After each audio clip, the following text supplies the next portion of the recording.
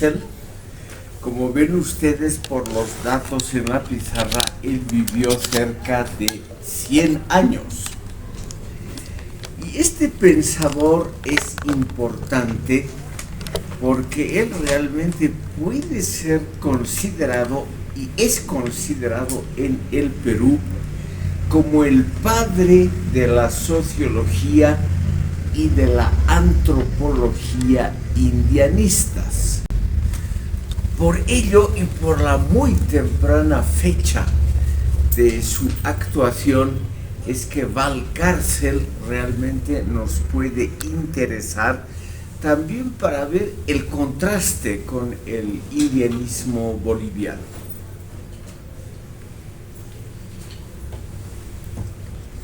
El primer elemento que llama la atención es, estimado público, que el indianismo peruano es más variado en sus manifestaciones, en sus teóricos, y en el fondo resulta ser más moderado que el indianismo boliviano. Hay más representantes, hay por lo menos unas 50 personalidades que han escrito sobre el indianismo, y en general hay una tendencia más moderada, más dedicada a la conciliación de opiniones y sobre todo a la compilación, es decir, a la reunión de datos. Luis Valcárcel, como decía, el padre de la sociología y de la antropología indianista, estudió derecho como ustedes. En esa época, principios del siglo XX, hace un siglo, cuando él fue a la universidad en el Perú, no habían las posibilidades de estudiar sociología o ciencias sociales. Y este Valcárcel estudió, como es lo usual, lo más cercano en términos relativos a las ciencias sociales. Él hizo una carrera muy similar al boliviano Elizardo Pérez. Tal vez ustedes han escuchado hablar de Elizardo Pérez, que fue el fundador de la Escuela Ayllu de Huarizata y probablemente uno de los educadores bolivianos más conocidos. Valcárcel en el Perú fue amigo personal y se inspiró sobre todo en la Escuela Ayllu de Huarizata para impulsar un amplio programa de educación indígena, sobre todo en el sur del Perú. Además, Valcárcel, al igual que Elizardo Pérez, fue ministro de Educación y, curiosamente, al igual que Pérez, fue ministro de un gobierno moderado, no de un gobierno nacionalista o revolucionario. Tal vez esto, estimados y estimadas, pueda sorprender a ustedes.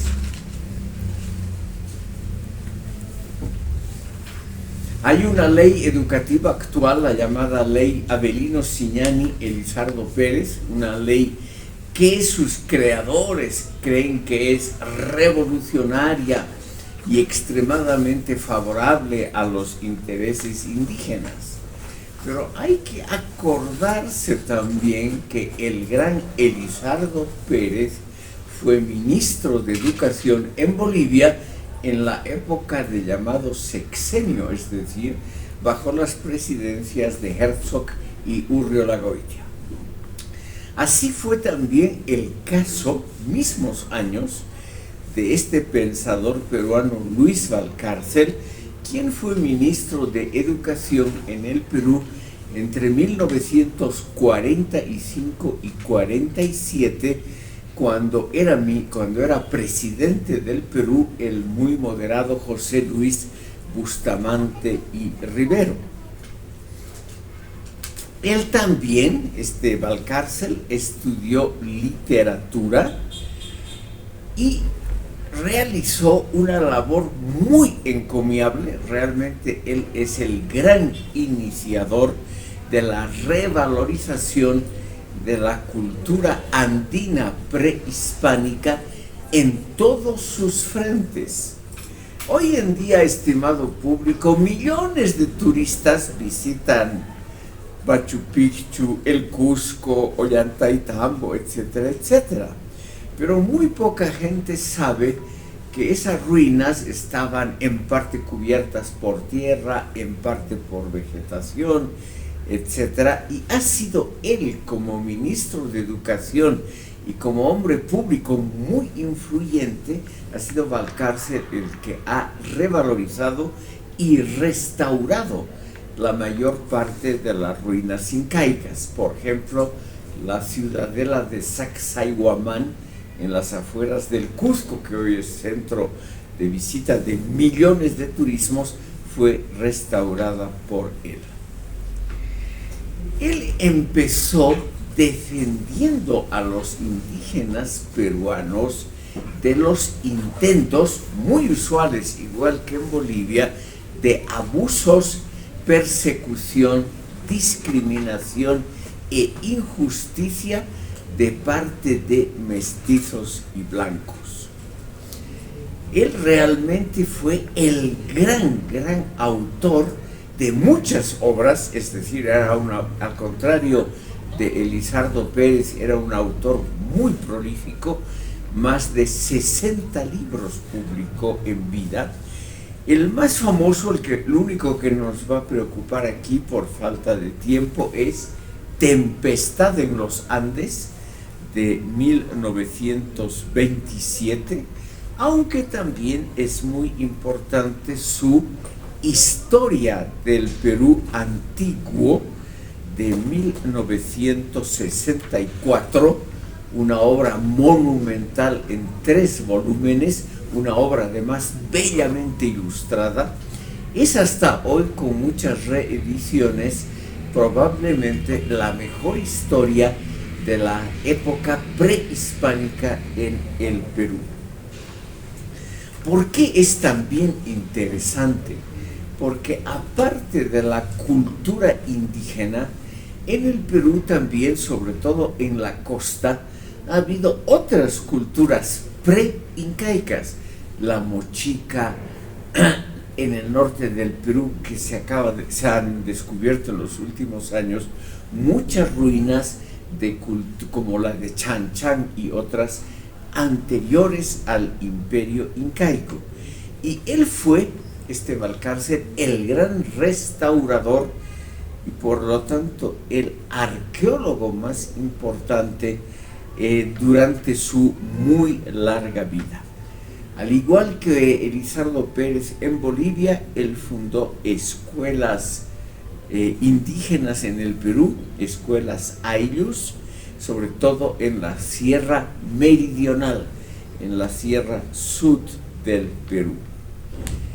Es muy importante este libro, Tempestad en los Andes, porque ya el título es una especie de programa.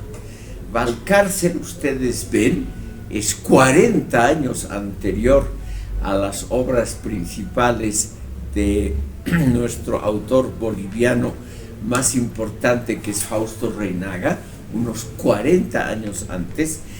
Él predice 3 cosas que han ocurrido.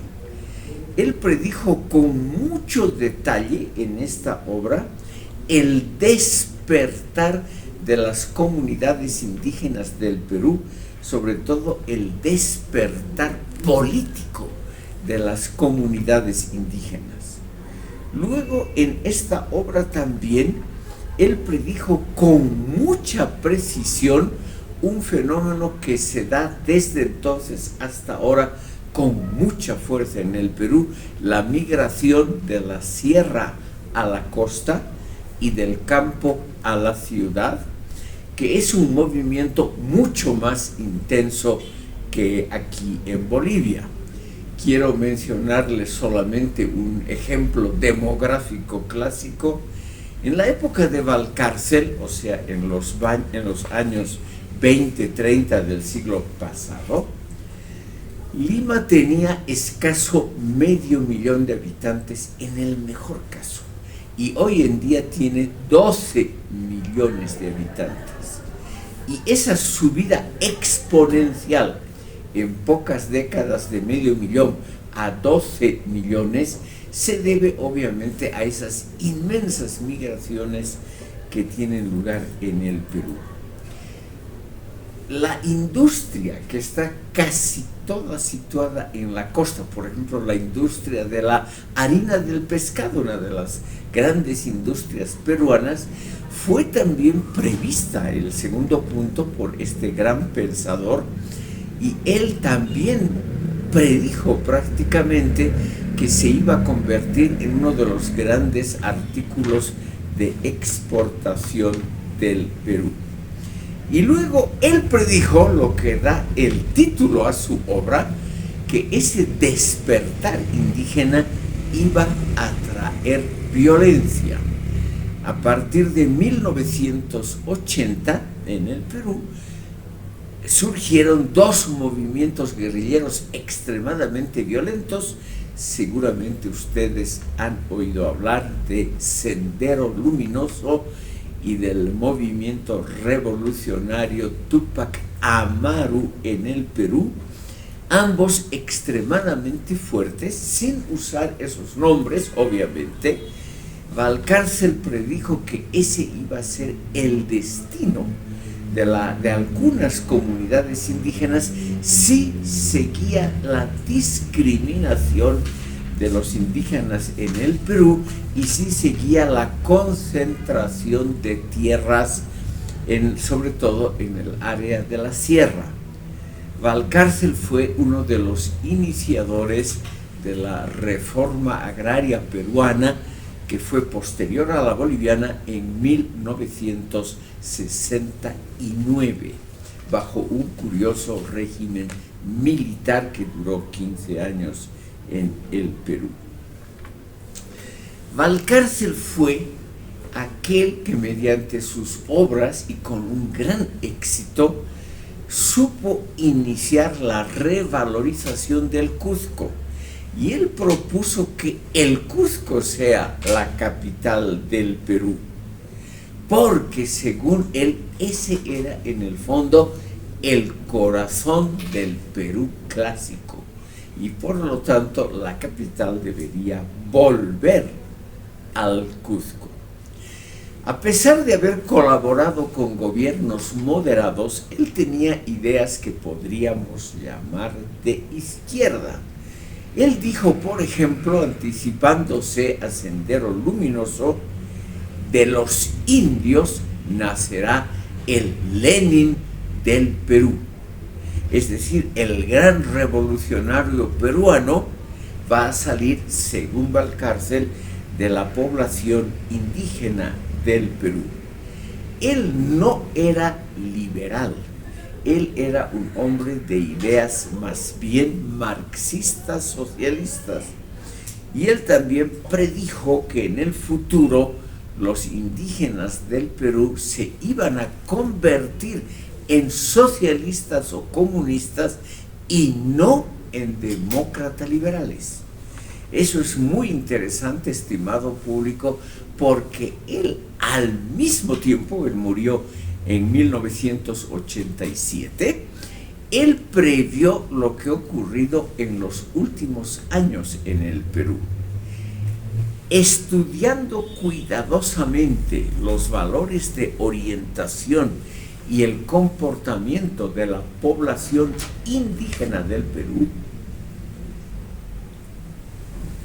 Valcárcel previó que los indígenas del centro norte del Perú, de la sierra peruana, tenían valores de orientación, costumbres y sobre todo perspectivas políticas diferentes de los indígenas de la parte meridional del sur del Perú.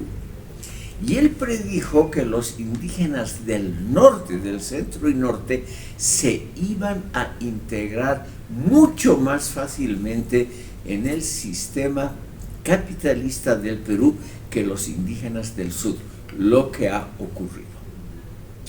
Ustedes seguramente saben que en los tiempos recientes, pero pasados, hubo un presidente indígena, Pedro Castillo, que duró muy poco en el gobierno. Él mismo trató de dar un golpe de Estado y disolver el Parlamento, le fue mal, y su vicepresidenta, Dina Boluarte, la actual presidenta del Perú, tomó el poder. Y durante 2 meses, estimado público, hubo una especie de rebelión en el Perú, una rebelión contra Dina Boluarte. Y esa rebelión ha sido sostenida sobre todo por los indígenas de la Sierra Sur del Perú. El norte del Perú, Trujillo, Chimbote, Piura, Tumbes, no se plegó a esas manifestaciones multitudinarias y a la acción contra la presidenta Dina Boluarte. Ha sido una rebelión sostenida sobre todo por la región del sur del Perú. Y esto nos muestra que Valcárcel previó adecuadamente la pluralidad, esto es lo esencial, la pluralidad en el comportamiento político y en los valores de orientación de la población indígena del Perú. En una palabra, los indígenas del centro norte del Perú serían, según Valcárcel, mucho más proclives, o sea, favorables a integrarse en el medio urbano capitalista moderno del Perú. Y en cambio la resistencia a ello estaría en los indígenas del sur del Perú, sobre todo Cusco, Puno, Abancay, etc. Él dijo: mientras exista Machu Picchu, siempre inspirará la rebelión de los indígenas contra el régimen inicuo, o sea, injusto, que reina desde Lima. O sea, estimado público, él previó que el Perú es un país realmente muy plural y que los propios indígenas que viven de Lima al norte son, en su comportamiento, en sus perspectivas de largo plazo, diferentes a los indígenas del sur del Perú, que son los depositarios del núcleo del antiguo imperio incaico y que son más proclives a una resistencia armada o pasiva, pero a una resistencia contra la modernización en términos capitalistas del resto del Perú. Como ven ustedes, tenemos entonces a un pensador muy interesante, pero que tiene una tendencia algo diferente al indianismo boliviano, que es una tendencia más moderada en términos políticos, mucho más moderada.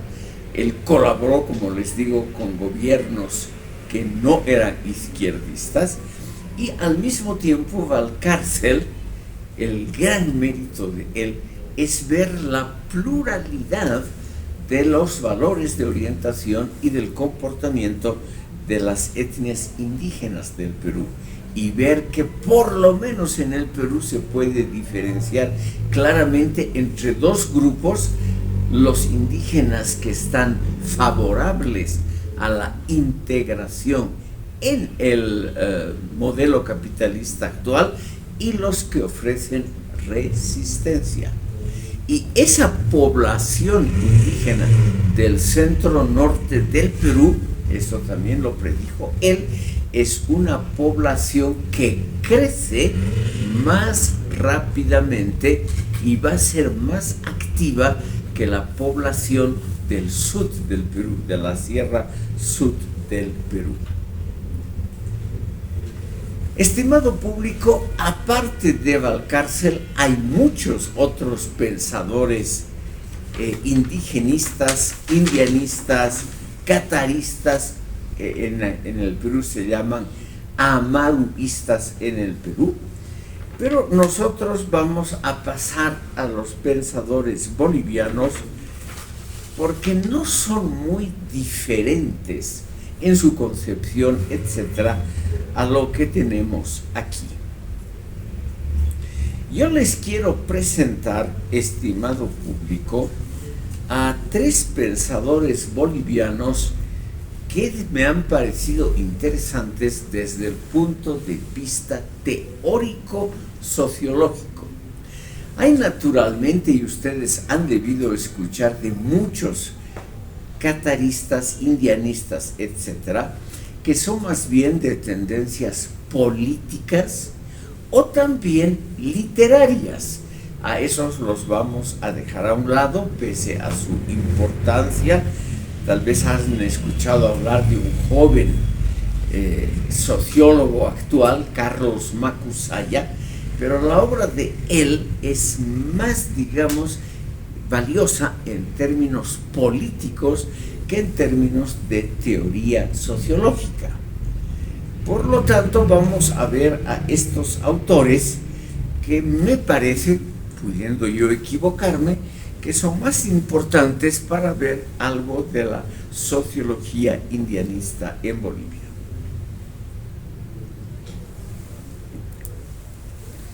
Les voy a presentar a Abraham Delgado, que ha escrito esta obra que tengo en manos, que se llama Descubrimiento, Conquista, Invasión. Descubrimiento, Conquista, Invasión, 1492-1532, desmontando y desmistificando la historia y el pensamiento colonial, que ha aparecido aquí en 2017, la obra de Abraham Delgado. Este autor nos va a interesar, estimado público, porque él produce dos elementos que ya están en Fausto Reynaga. Es un alumno, podríamos llamar un continuador de la obra de Reynaga, pero más radical y probablemente mejor formado en términos académicos. Lo que propone Delgado es estudiar la negación de Occidente como la base de su propia teoría. Fausto Reynaga, les he citado en la sesión anterior algunos elementos de su teoría, que es una teoría que niega la validez, la vigencia de Occidente como inspirador de la historia, como inspirador del progreso, de la modernidad, etc.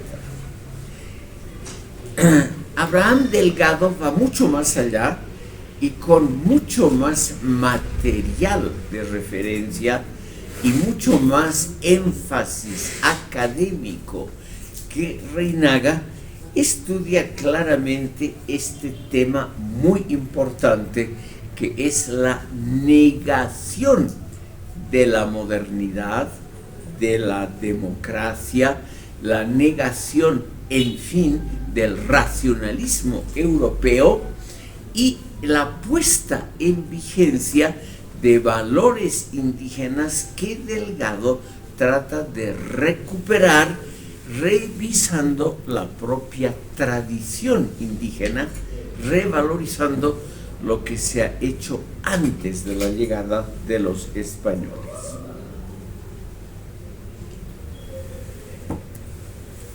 Por eso es que este autor y el que le sigue, que es el más importante, Juan José Bautista, Son personalidades que con un trabajo muy meticuloso, sobre todo en el caso que vamos a ver después de Juan José Bautista, tratan, estimado público, de revalorizar una teoría social, o sea, una sociología y una filosofía con ribetes teológicos religiosos, es decir, una teología actual, por lo menos actualizada, que nos muestra la vigencia del pensamiento indígena fundamentalmente distinto del pensamiento occidental.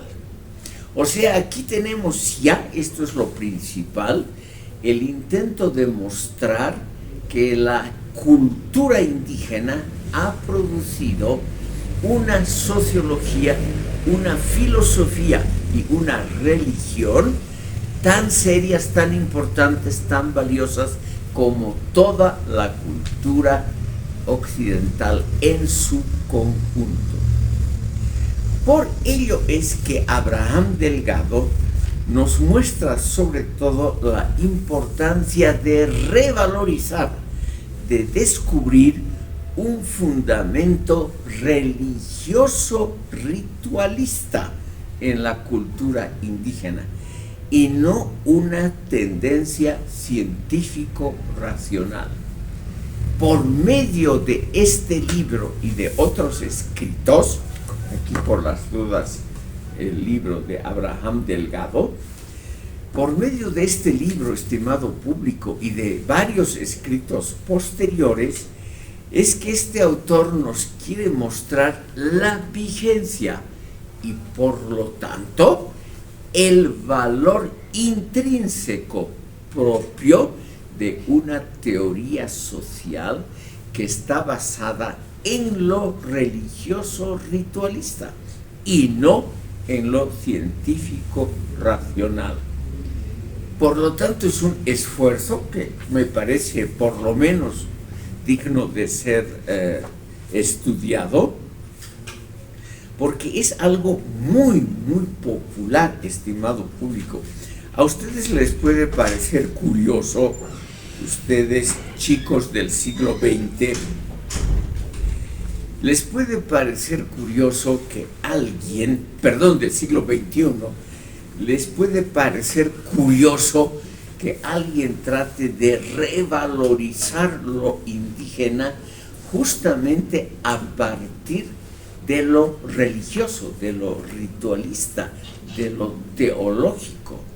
Pero hoy en día, a nivel mundial, estimado público, no solamente es aquí, hay una que podríamos llamar reconsideración de lo religioso, no necesariamente una reconsideración de teorías sobre la vida después de la muerte, etcétera, etcétera, sino una reconsideración del valor sociológico de rituales religiosos y en general del valor social de prácticas religiosas.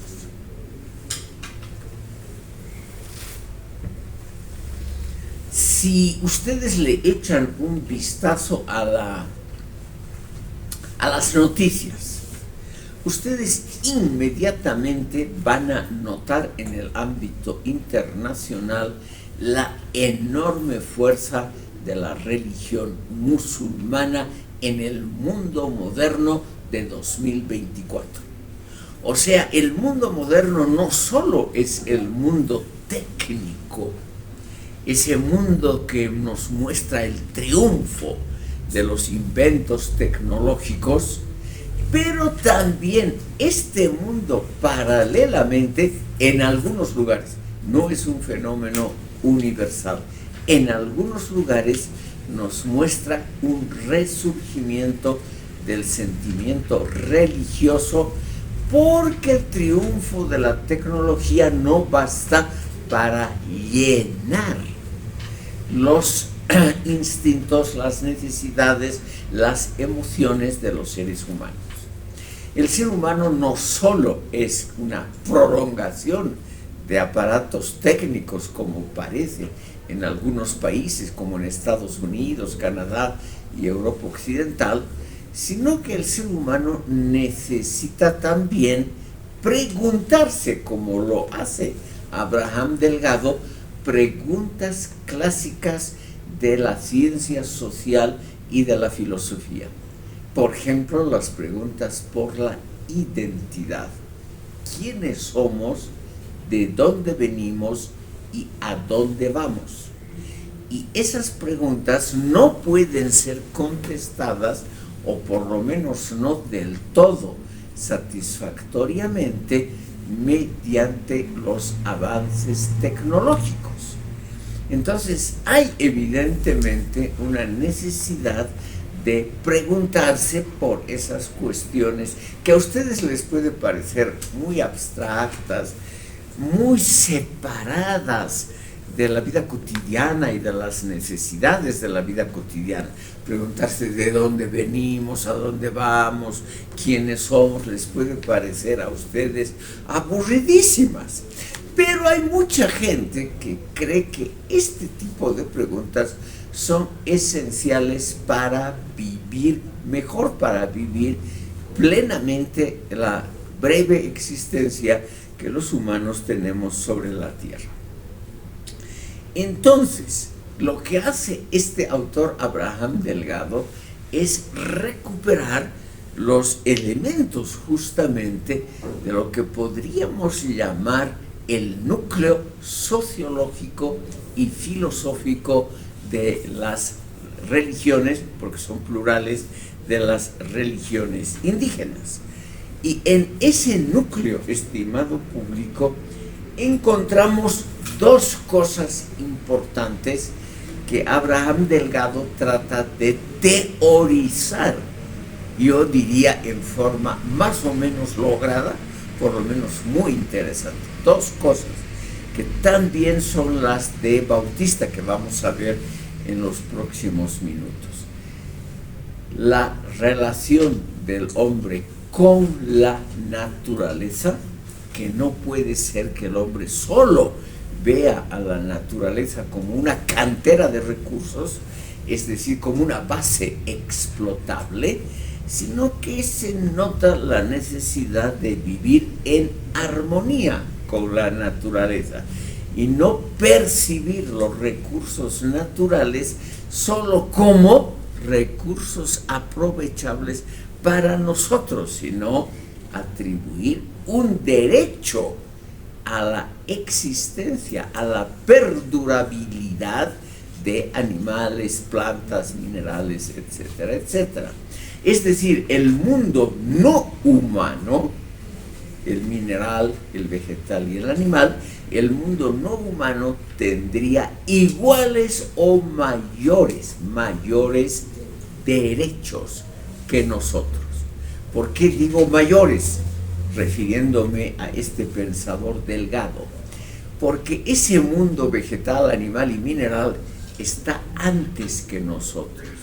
Y con toda seguridad, si termina la vida humana, que es probable en algún momento, por nuestra autodestrucción o simplemente porque el mundo puede cambiar, ese mundo va a perdurar después de nosotros.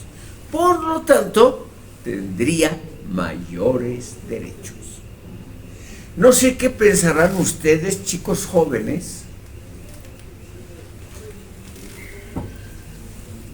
pudiendo equivocarme. Me imagino ustedes que viven todos los días con los avances tecnológicos. ¿Qué pensarán ustedes de esa revalorización de plantas, animales y minerales? Pero de todas maneras es una teoría muy interesante, porque está, además de su valor intrínseco, o sea, del valor propio de la teoría, está conectada con las tendencias teóricas de la sociología y de la filosofía actuales. Actualmente hay en todo el mundo, en unos lugares más, en otros menos, por ejemplo en Rusia y China mucho menos, en otros lugares más, hay una revalorización de la naturaleza como un ente de derecho propio, un ente que es anterior a nosotros, a los humanos, y que va a perdurar cuando nuestra vida sobre la tierra termine, y por lo tanto es simplemente más importante. Ese es el primer punto que señala Delgado. El otro punto, igualmente importante, estimado público, es superar ese racionalismo de Europa Occidental y Estados Unidos, ese racionalismo que puede autodestruirse. Como ven ustedes, aquí sigue Delgado una tendencia que hemos visto en Fausto Reinaga. El racionalismo, liberado a su propia fuerza, termina utilizando el mundo de tal manera que puede llegar a autodestruirse. El ejemplo más claro, si sigue aumentando el nivel de vida y sigue incrementándose la explotación de los recursos naturales en un ritmo cada vez mayor, el mundo, que es finito, que es limitado, alguna vez va a ser insuficiente para los designios humanos. Es decir, el mundo, que es muy, muy limitado, es un planeta muy pequeño, va a quedar demasiado restringido para los anhelos humanos. Y ahí se va a notar que la razón occidental, el progreso material, va a ser una de las fuentes de la autodestrucción humana. Entonces hay que criticarlo. Entonces hay que rescatar una sabiduría ancestral de los pueblos indígenas.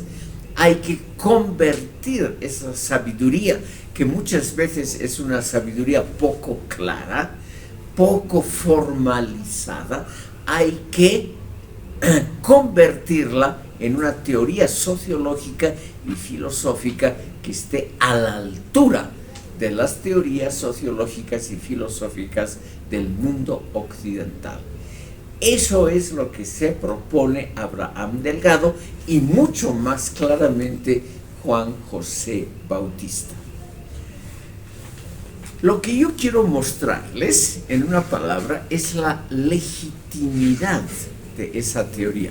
Aunque no compartamos sus puntos de vista, que muchas veces son muy exagerados, muchas veces a mí me parece, pudiendo equivocarme, mal fundamentados, no hay duda de la legitimidad, es decir, del derecho intrínseco de estas teorías a ser conocidas y respetadas, porque son realmente teorías interesantes.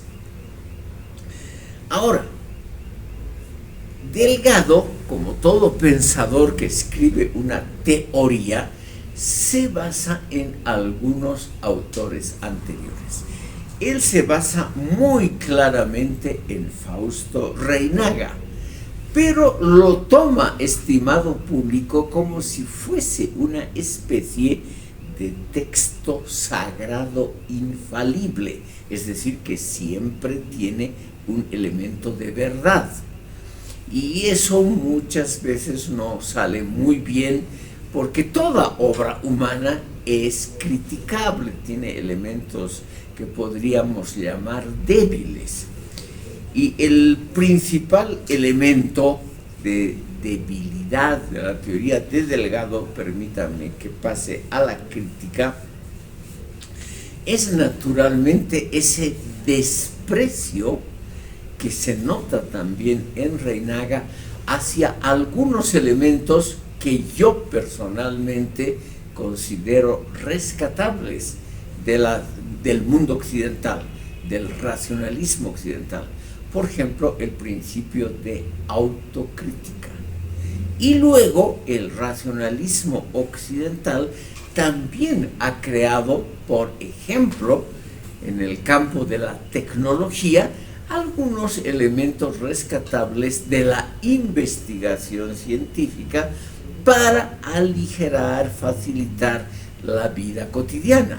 Por algo es que el propio Reinaga, como les he contado con detalle en la sesión anterior, el propio Reinaga dijo que el mundo indígena del futuro también tenía que tener los avances tecnológicos occidentales, los aviones, las medicinas, en fin, el mundo de transportes y comunicaciones sobre todo, y también el mundo médico, cuyos progresos yo creo que son indudables.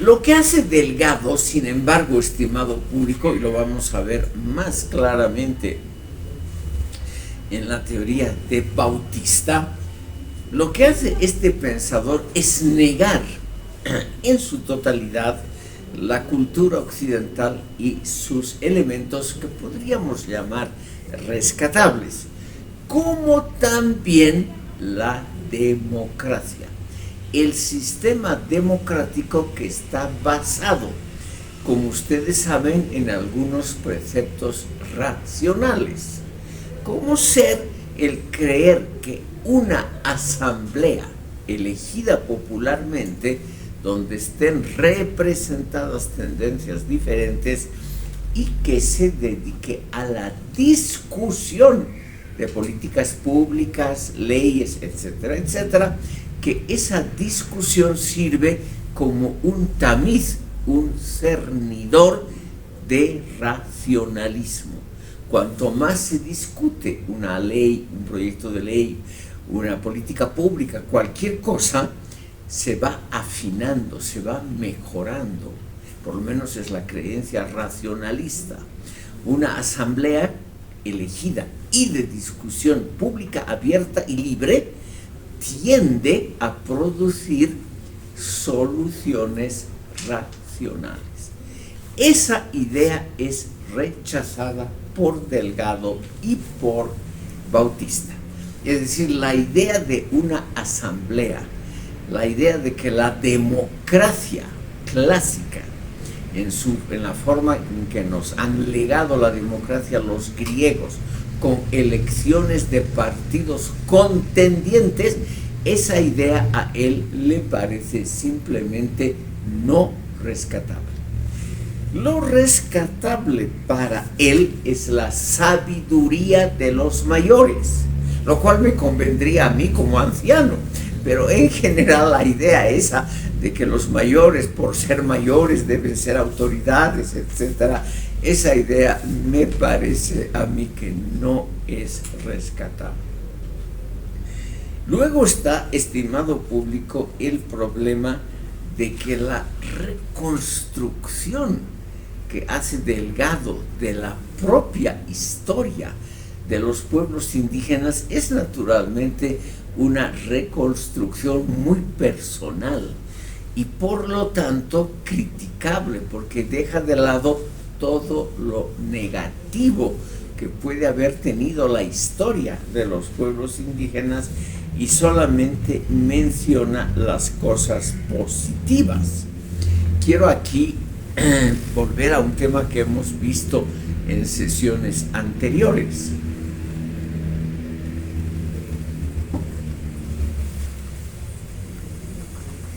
Todos estos autores, estimado público, creen que el futuro puede ser previsto mirando al pasado. Es una vieja tendencia de todas las colectividades indígenas, tanto de los aztecas, mayas, como aquí en la región andina. El creer que el pasado ya contiene los gérmenes, la semilla del futuro. Y eso suena muy bien, es un factor identitario. El futuro construido con los elementos propios de cada uno suena muy bien. Pero eso contiene elementos criticables.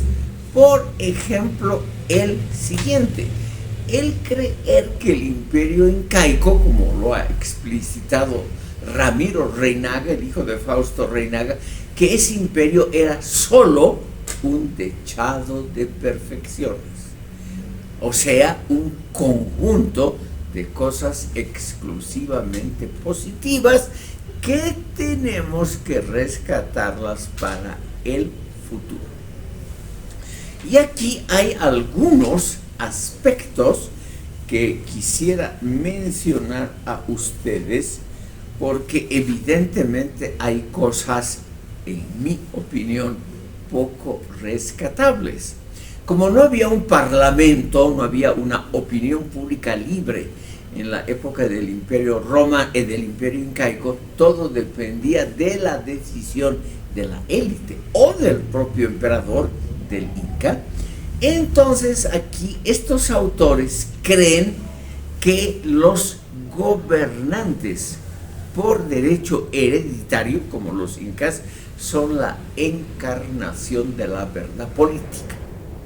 Y esto, estimado público, no siempre ha sido así.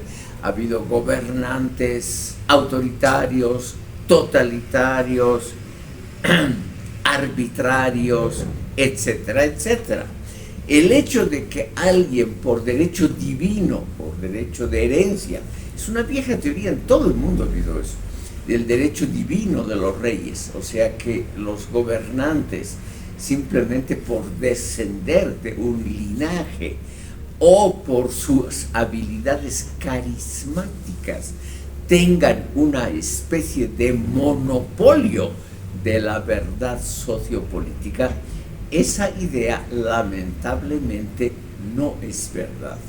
Es decir, ha habido gobernantes de ese tipo en el Imperio Incaico, en todos los imperios del mundo, en eso los humanos somos muy similares, que han hecho barbaridades, regímenes dictatoriales, tiranías sin nombre, actos arbitrarios de todo tipo, etc. Y eso, estimado público, se podría haber por lo menos mitigado si hubiera habido una opinión pública libre, si hubiera habido un parlamento que controle, si hubiera habido una prensa libre, etcétera, etcétera. Como bajo el Imperio Incaico no hubo ni una opinión pública libre, ni grupos que pudieran, por ejemplo, grupos regionales, que hubieran podido enunciar sus propios deseos, intereses y derechos, el Collasuyo, la región del Ecuador, de Quito, la costa del Perú, etc. Entonces, obviamente, el Imperio Incaico, un imperio altamente centralizado, hacía todas sus políticas en interés de la élite cusqueña y no necesariamente mostrando interés por lo que podríamos llamar deseos, anhelos regionales. Y tampoco era el Imperio Incaico el portavoz de los intereses de las clases subalternas. Las clases subalternas, como en todo el mundo, tenían solo el privilegio, lo llamaremos así, entre comillas, de trabajar y sufrir en silencio. Entonces, esto, estimado público, ese desprecio a la democracia, por ser la democracia un invento occidental, eso es el punto más grave de lo que se podría criticar a estas teorías.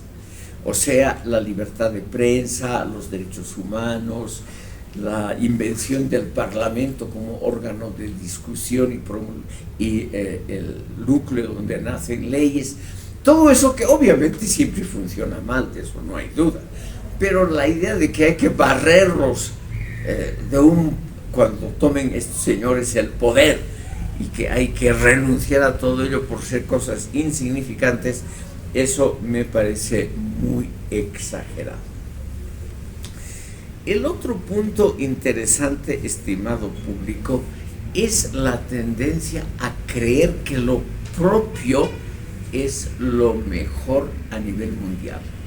Todos los pueblos de la tierra, todos han tenido ideas similares.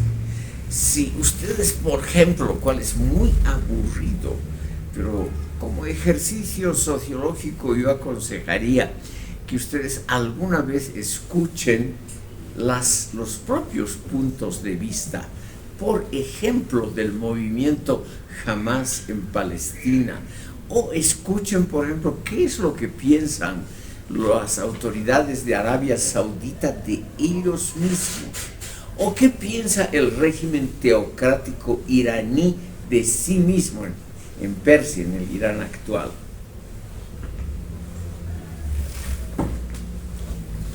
A todos ellos les falta un elemento de autocrítica. Nunca el ayatollah Ali Khamenei, el máximo líder de la revolución iraní. Ustedes saben que Irán, Persia, un país muy importante que ayuda a Bolivia, el canal Avia Yala, por ejemplo, el canal de televisión, un hospital en el Alto, muchas cosas están financiadas por este régimen. Este régimen es un régimen teocrático cuya figura más importante es el llamado ayatollah superior, que no es elegido por el pueblo. El pueblo elige a su presidente y al parlamento, con exclusión naturalmente de todo partido opositor, de toda tendencia opositora. Pero el líder supremo, que es un líder religioso, nombrado por un colegio de ayatolás, o sea, de sacerdotes superiores, no está sometido a la voluntad popular. ¿Por qué? Porque es la voz de Dios, es la voz que se comunica a través de la tradición y de los estudios. Por eso es que los sacerdotes son la clase privilegiada. Eso es lo que se llama una teocracia. Esa teocracia iraní nunca se ha puesto en duda, porque ponerse en duda significaría poner un poquito en duda la base teológica, el Corán, las enseñanzas del profeta, la tradición, la Sharia, el derecho consuetudinario iraní, donde las mujeres tienen poco que decir. Sería poner en duda eso. Entonces, estimado público, el problema de este tipo de regímenes, de alguna manera santificados, legitimados por la religión, es que jamás se ponen ellos mismos en duda y nunca permiten la participación, por ejemplo, de opositores en procesos electorales o en la opinión pública. En Irán, estimado público, no hay una estación de televisión que sea independiente, que transmita otro tipo de programas. Por ejemplo, esto les digo aquí a las damas presentes, no hay una estación de televisión, un periódico, una universidad, algún órgano público que represente los intereses de las mujeres. Las mujeres están sometidas a un régimen muy duro de reglamentos que no valen para los varones. Por ejemplo, en el campo de la vestimenta, los varones pueden ir a la calle como les dé la gana. En el régimen iraní, en Arabia Saudita, en todos esos países, los varones pueden vestirse como les dé la real gana. No hay ninguna prescripción. Pero las mujeres en público tienen que estar tapadas de tal manera que no representen una tentación para los débiles varones que, viendo una chica sin mucha ropa, naturalmente pierden la cabeza. Entonces, las prescripciones de ese régimen son prescripciones limitantes, negativas contra las mujeres. Ese es, estimado público, el gran problema de estos sistemas que no tienen democracia, que no tienen opinión pública. Ahí no se puede argumentar, por ejemplo, libremente que las mujeres son iguales a los hombres. En un tribunal iraní o en Arabia Saudita se necesitan, en casos penales, 3 testimonios de mujeres para invalidar el testimonio de un solo varón. Es decir, el testimonio de una mujer simplemente vale mucho menos que el testimonio de un varón. Y no se puede eso modificar porque está en el Corán, o sea, es la palabra de Dios. Los humanos no tenemos ningún derecho de poner en duda la palabra de Dios, es decir, lo escrito en el Corán. En el Imperio Incaico no se podía poner en duda la palabra del Inca. No existía absolutamente ningún mecanismo para mitigar un gobierno arbitrario o, por ejemplo, para proponer políticas públicas que favorezcan a regiones, si no es que venía obviamente de la palabra del Inca. Tomemos el caso más conocido, que estos pensadores lo tratan de manera muy superficial, las guerras civiles. Ha habido, por ejemplo, una guerra civil entre dos hijos del último gran Inca, los hijos de Huayna Cápac, Huáscar y Atahualpa, que combatieron ferozmente entre sí, debilitaron al imperio y, sin saberlo, facilitaron la conquista española. Las diferencias entre Huáscar y Atahualpa eran estrictamente cuestiones personales y dinásticas.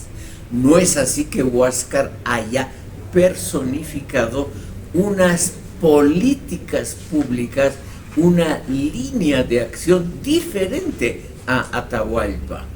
Es decir, no había ninguna diferencia que podríamos llamar programática. No eran representantes de dos líneas políticas en contra, sino que era simplemente una clásica rivalidad entre personas, lo más normal en el mundo. Entonces, si hubiera habido una opinión pública, si hubiera por lo menos diluido un poco la dureza de esa confrontación. Esa es la ventaja de los inventos de la democracia occidental.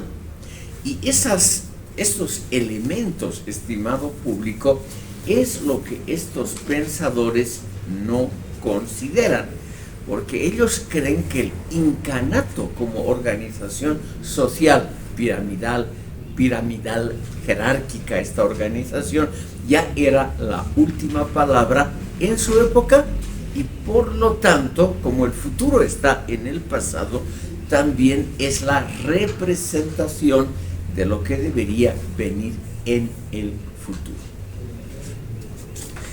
Quiero mostrarles muy brevemente, estimado público, la obra teórica más importante del indianismo actual.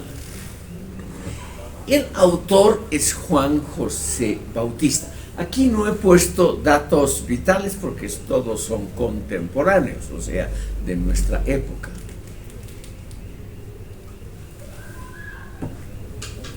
Juan José Bautista lamentablemente ha muerto hace poco y nos ha privado de seguir produciendo obras muy interesantes. Yo creo, estimado público, que este libro de Juan José Bautista hacía una crítica ética de la racionalidad moderna. Este libro muy grueso aquí, yo creo que es la obra teóricamente escrita más importante del indianismo actual, pudiendo obviamente equivocar. Les reitero el título: hacia una crítica ética de la racionalidad moderna. Ha sido publicado aquí en La Paz por la editorial Rincón Ediciones, que es la misma que publica las obras mías, en 2013. O sea, tiene unos 10 años de antigüedad esta obra. Y yo creo que es lo mejor que ha escrito Bautista, y es la obra teóricamente más elevada, o sea, la que tiene las mayores pretensiones sociológicas y filosóficas. Permítanme que les comente el contenido de esta obra, porque realmente ahí vamos a ver qué es el fondo teórico, sociológico y filosófico que proponen los indianistas actuales. La tendencia es muy similar en Perú, en el Ecuador, y lo que producen también los nativistas en África y Asia. Por eso en realidad este libro nos sirve para comprender qué es lo que se piensa en gran parte del mundo, En eso reside la importancia de esta obra.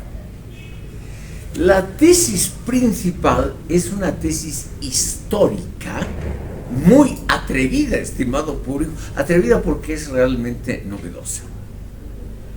Europa sería, estimado público, una simple periferia de algo mayor.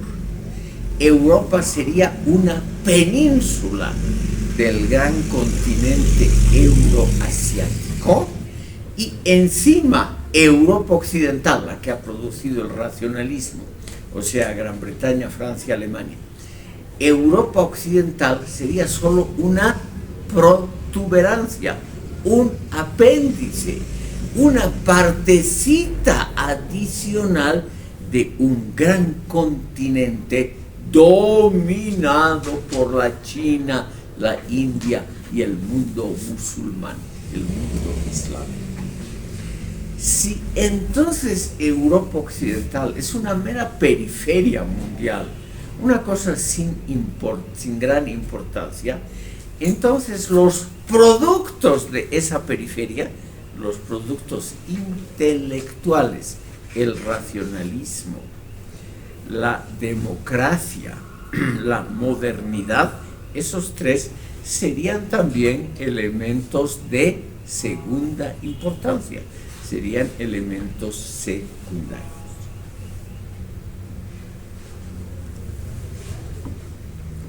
La historia universal es la teoría de estos señores, sobre todo de Bautista. La historia universal, en el fondo, es la historia de la China. Es un gran, ya adelantándose al progreso chino. Este autor ya en 2013 y en escritos anteriores predijo que la China iba a ser la potencia dominadora del mundo. Pero no solo, estimado público, en el campo tecnológico o en el área político-militar, sino que la China sería la cuna de las verdaderas teorías en sociología, filosofía y religión. Entonces, estimado público, lo que está pasando en este momento, según Bautista, esta expansión comercial y política de la China, sería el retorno a la verdadera historia mundial.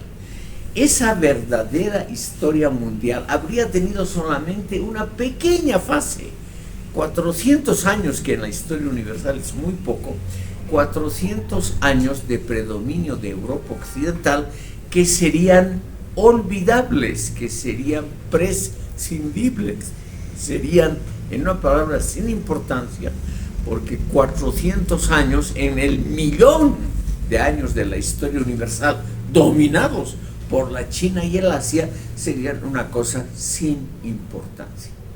La historia universal, según este autor y muchos otros, la historia universal está volviendo donde siempre estuvo y donde siempre tiene que estar, en el Asia Oriental. Entonces, fíjense ustedes, esta teoría nos dice simplemente que el éxito capitalista, moderno, democrático, racional de Europa occidental y de Estados Unidos es una cosa efímera, es una cosa que ha durado solo un par de siglos en la historia, en la gran historia universal. Es una bicoca, una cosa sin importancia, y ahora estamos volviendo a lo que siempre debería ser. El centro del mundo es el Asia Oriental. Europa, un apéndice, una protuberancia, algo que ha tenido una importancia mínima en la historia universal. Pero ahora viene la conclusión, que es mucho más seria.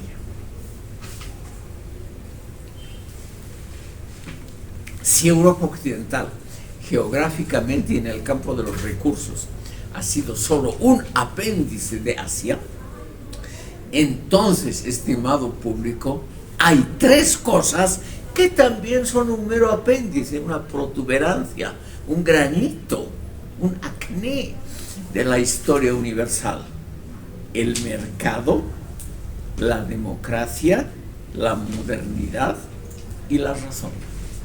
Entonces todo eso viene a ser una cosa muy, muy secundaria.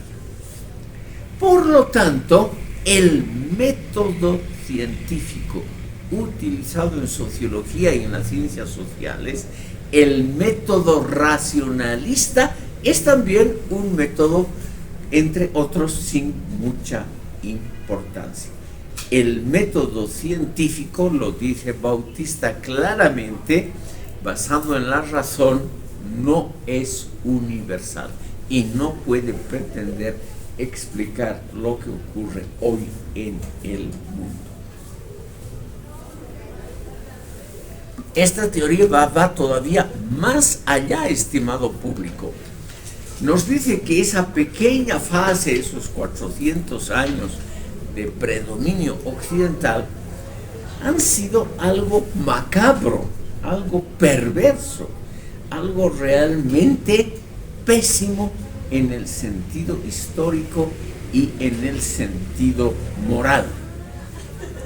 Por lo tanto, la modernidad occidental es el gran pecado de la humanidad. Es lo negativo por excelencia. Y lo derivado de esa teoría occidental, lo derivado del racionalismo, el eurocentrismo, el creer que Europa es el centro moral, científico, comercial del mundo, esa teoría debe ser combatida y extirpada, porque es una teoría macabra, o sea, muy fea, muy deleznable, etc., y muy perversa, o sea, éticamente muy mala. ¿Qué es lo que hay que contraponer para estudiar adecuadamente el mundo? Y este libro, estimado público, trata de explicarnos cuál es la alternativa sociológica y filosófica.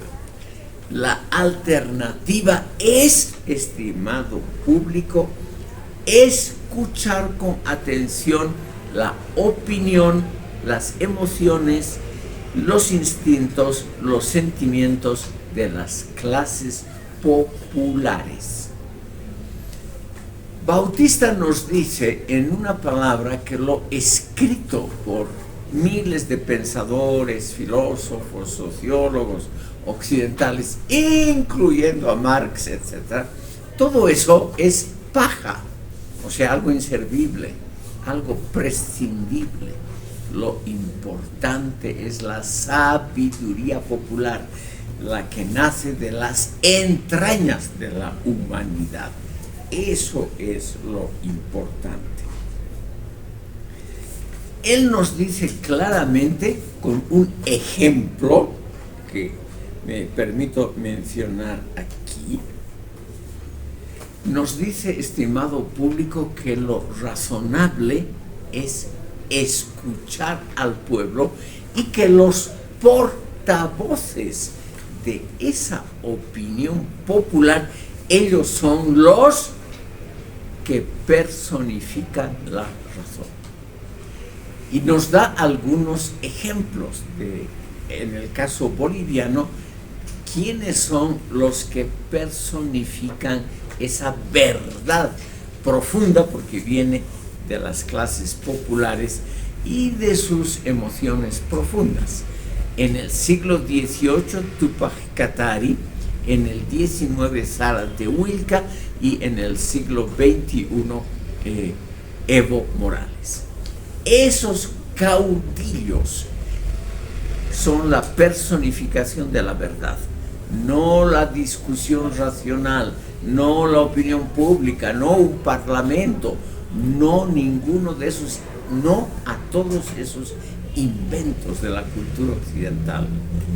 El caudillo es el que, precisamente, vean ustedes cómo hay una inversión muy interesante de valores. Precisamente el caudillo iletrado, precisamente ese, porque no ha sido corrompido por libros, por lecturas, por la educación universitaria, precisamente el caudillo popular, cuando no ha tenido educación moderna, ese es el representante de una verdad profunda. ¿Cómo lo fue el profeta Mahoma? Que es la misma opinión de los árabes y en general del mundo islámico.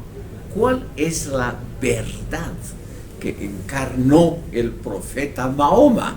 Estimado público, el hecho de haber sido analfabeto, el hecho de no haber sido pervertido por los libros, por la cultura libresca, el hecho de no haber sido justamente modificada la esencia popular mediante el razonamiento del mundo académico y universitario.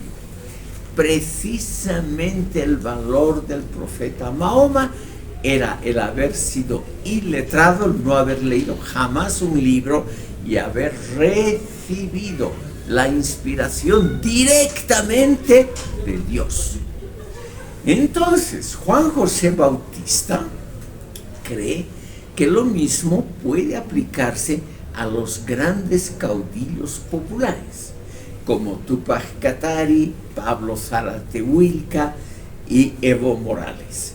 Precisamente el hecho de que no han sido contaminados por lectura de libros o por la presencia en aulas de profesores, precisamente el hecho de que ellos son la representación viva y vívida de la sabiduría popular, eso les da una autoridad moral y política de primera calidad.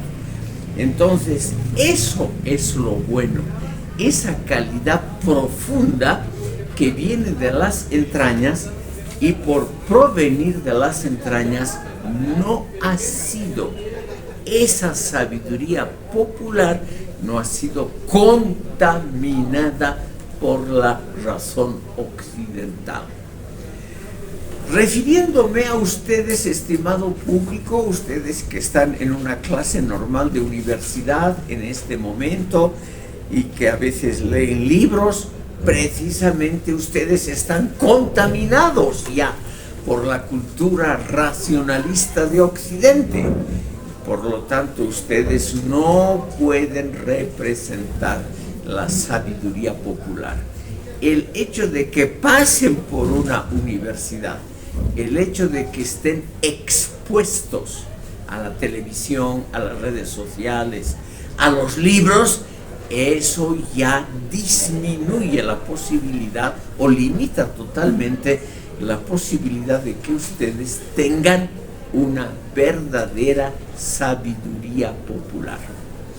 ¿Qué pretende entonces Bautista? Nos dice claramente, las clases populares son la fuente de la sabiduría en lo que los occidentales llaman las ciencias sociales y la sociología y la filosofía. Precisamente el hecho de que esa sabiduría profunda nace del sufrimiento.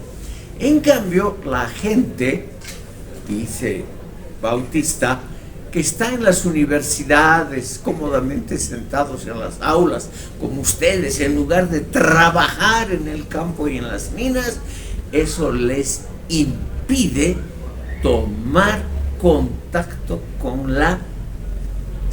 el sufrimiento, con el dolor, que es la base de la verdad.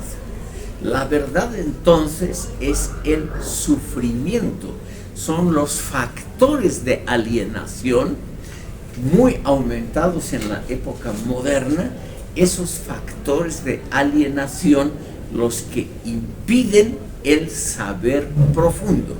El saber profundo solo se puede conseguir mediante un sistema intuitivo, no mediante un sistema racional, mediante la comprensión de las emociones colectivas, no mediante libros, teorías, reflexiones, todo eso que ha traído la cultura occidental, la cultura racionalista, que ha servido solo para distorsionar el alma popular.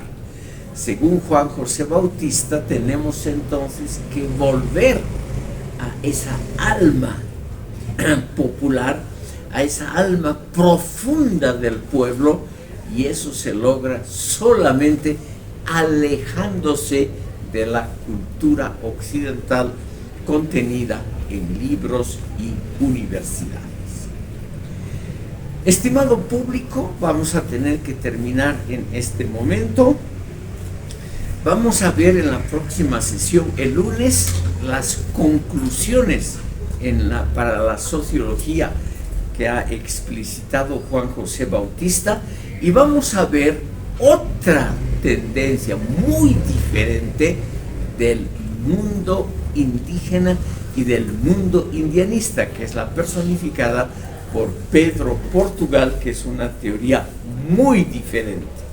Eso es lo que vamos a tratar en la próxima sesión. Les agradezco por haberme escuchado hasta este momento y les ruego que firmen esta lista de asistencia que está por aquí.